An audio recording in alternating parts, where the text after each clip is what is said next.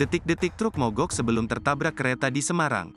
Rekaman CCTV ungkap kronologi kereta api tabrak truk hingga meledak di perlintasan Madukoro, Semarang.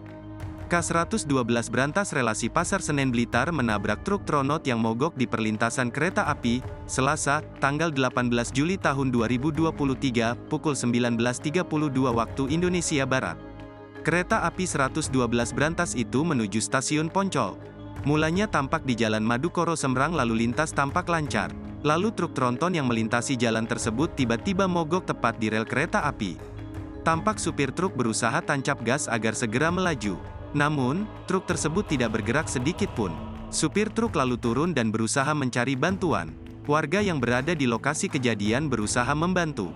Tiba-tiba, palang rel kereta api turun dan alarm perlintasan kereta api berbunyi. Truk tersebut juga tidak bisa digerakkan. Warga tampak berusaha mencari solusi. Petugas rel kereta api juga mengupayakan segala cara.